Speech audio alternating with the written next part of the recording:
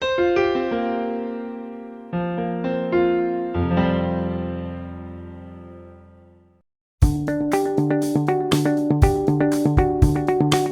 whole new world for digital fundraising. Hi, I'm Bill Stanczykiewicz. This is the first day from the fundraising school, and I'm joined today by Justin Ware.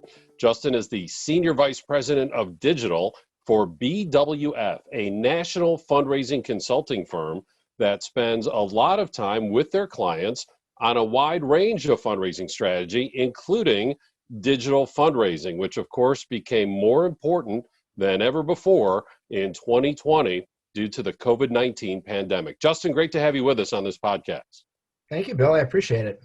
I'd like to start. Your firm has done a survey periodically on the use of digital fundraising, and you had some interesting results in 2018 and then in 2019, and you were noticing some important differences even before 2020 began. What were you seeing in those survey results?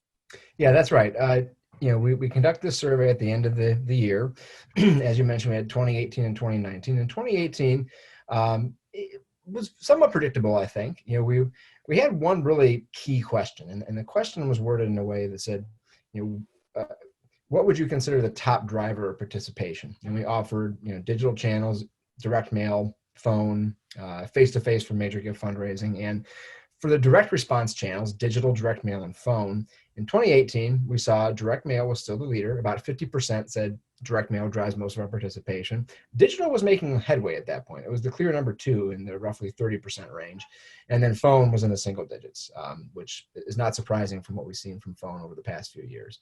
2019 was that big flip, like you mentioned. So, we officially call it our 2020 survey because it was released in 2020. But again, data at the end of 2019 were showing that there was a significant flip where digital had surpassed direct mail. About 40% of participating institutions reported digital was their top driver of participation. And then direct mail slid down to below 30%, right around 29%. Phone was still languishing in the single digits. This suggested a real tipping point for us, just to your point, before we ever went into the pandemic.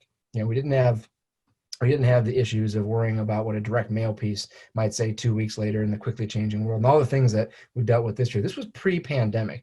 Digital was now sort of the clear number one, where a lot of institutions were naming it as their first or even their second over phone especially.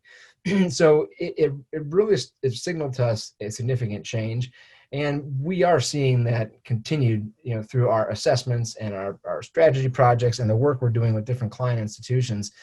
It's very clear, and actually even more dramatic than that survey would suggest in some cases. We're right now involved in an assessment with a large public institution raising about $20 million a year in their annual fund. About 3/4 of that is coming from digital channels. It's pretty dramatic. It's increasing. I think this year, obviously, how important digital has been in 2020 will probably only expand those numbers. But you're absolutely right. There was a tipping point reached at the end of 2019 that, honestly, we've been expecting for quite some time. We just didn't think the flip would happen as quickly as it did. Justin, before we take a deeper dive into 2020, let's go back to the survey results at the end of 2019. What does digital mean? What precisely, was it social media? Was it, email? What did digital mean in your survey there at the end of 2019, the types of methods nonprofits were using to fundraise? All of the above. So email, social media, anything that comes in on the web. So we basically look at the channel or tool by which you receive the communication or solicitation. A computer, a phone, that's all in digital. Mailbox, direct mail, phone, obviously if someone calls you, that's what a phone-a-thon would be.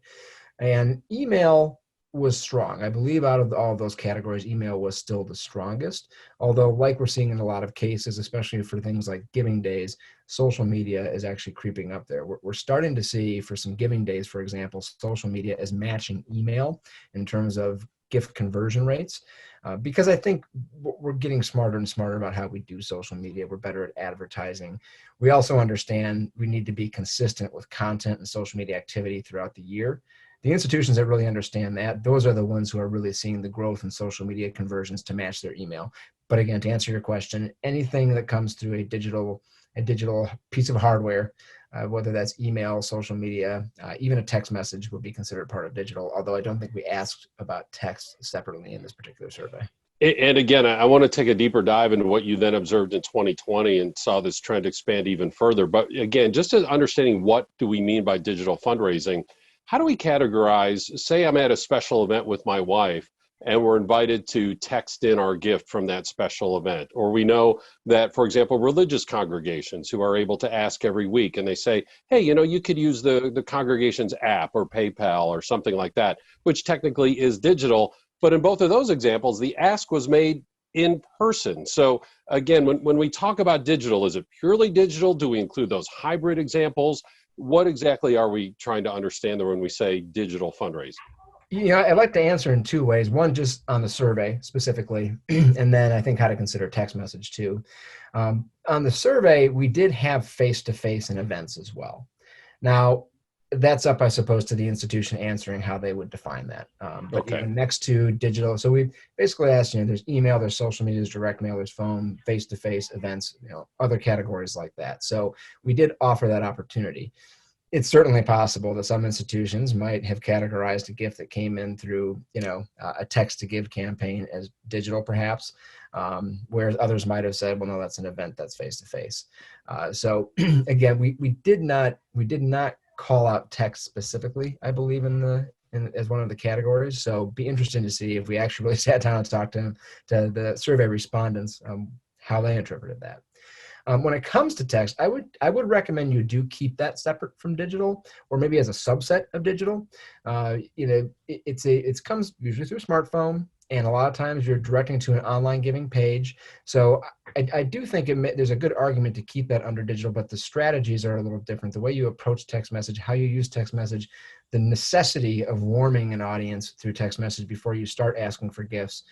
And the difference between text to give, where you're in a stadium, you're in some sort of large event, an arena, and you're simply responding to a big screen asking you to send some money in, versus a student gift officer or a digital development officer sending you a text message for an online campaign and asking you to make a gift online. Very different behaviors. So, you're helping inform our future surveys to be a little bit more precise on exactly what it means for text messaging, because it's an important thing in this industry and we need to get that right and understand it. Yeah, is just so helpful. And the information you're giving us gives us that baseline of understanding as we then look ahead to 2020, which you don't have survey data for. But again, as you and your colleagues have been working with your clients across the United States, then what did you see regarding this acceleration of using digital tools for fundraising, including now even more folks using things like Zoom, Microsoft Teams, and other similar platforms? Yeah, I mean, there was an urgent need to shift to digital in March of 2020, obviously because of the pandemic. Gift officers could not have face-to-face meetings anymore, but still needed to maintain contact with donors who, as other data sets have told us, are still giving very much in 2020, which is great news.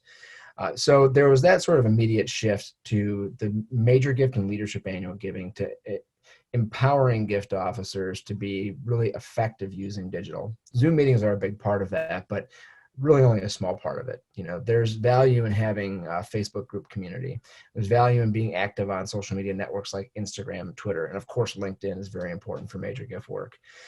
There's value in being able to communicate with recorded video. So not necessarily a Zoom call, but instead of typing up a 2 or 3 paragraph email where things can get lost in translation through writing, you flip on a webcam or you pick up your phone and you record a 45 or 60-second message that gets exactly to the point, has all the intonation in your voice, has all the enthusiasm that you can deliver via a video that's very difficult to convey via an email. So that transition to using digital in a way that keeps you connected and help set up some of those Zoom calls. But even after we get past the pandemic, there's a lot of value in being able to use digital for all the time in between those coffees and dinners and galas and luncheons and weekend events and things like that, to stay front and center in the minds of donors and prospects. A lot of institutions and organizations were doing that before the pandemic, and a lot of institutions that hadn't done that prior to the pandemic are now really considering it and position themselves for a lot of success in the multi-channel donor engagement world that we now live in because of the work they've done to adjust to the pandemic. Justin, as we conclude this particular conversation, thinking again about 2019 and the difference you saw from the 2018 results, And then, of course, what you and your colleagues have observed working with numerous, nonprofits across the United States and seeing the further acceleration of digital fundraising during the pandemic. Just overall, what advice would you have kind of at a macro level for fundraisers, whether it be the mindset that they have or big picture strategy that they need to be thinking about, not just to use digital fundraising now, but as they plan for the future? Yeah, I mean, first of all, understand the investment in content almost always pays off. There was a stat quite a few years ago now from Google that said that 57% of everybody who watches a nonprofit's video will eventually go on to make a gift to that nonprofit. Doesn't mean they're clicking give now on the video, of course, and making a gift at that point in time. Simply means if you can compel somebody to sit through a 1 or 2 or 3 minute video, start to finish, that gets the message across about your organization, you will convert more than half of them to donors at some stage. And we've I've heard of other stats since then that are actually even more dramatic. So the need to have clear storytelling, clear content. Another one from a Vila donor loyalty study. 72% of donors, when they stopped giving, when they were asked why they stopped giving, was because literally of poor, vague, or irrelevant content. We're losing 3/4 of our donors because we're not doing storytelling right. And again, that stretches from the Major Gifts program all the way down to the annual fund. To be able to tell stories in an impactful way, to use video especially, to convey the emotion of your cause. There's a really interesting case conference not too long ago talked about how video unlocks the empathetic part of a person's brain more so than any other type of content. So, empowering gift officers to create one-to-one video relationships and content with their donors. Personalizing content is extremely important. Finding strategies, tactics. Some of that's through technology. Some of it is through production teams. Some of it is through strategy, so that, we can personalize content, at least through our leadership annual giving program, if not even for some of our annual fund donors. But, again, we look at a really successful giving day, South Dakota State University. They ran it in September. It was their 4th or 5th one they've done. They grow every year, but they had a massive amount of growth this year, even in the midst of COVID and everything else, in the annual fund space and in a giving day. And this is because there is a concerted, very deliberate effort around storytelling and content throughout the year, so that when we have a big event like this, donors are ready to go. And I think that's probably one of the most important things you can look at is how can you produce a lot more content to keep your donors locked into your mission above all the other noise that's going on in the world, in our inboxes and our social media feeds, and focused on giving back and supporting the cause that matters most to them, which you've helped them understand through the stories you told.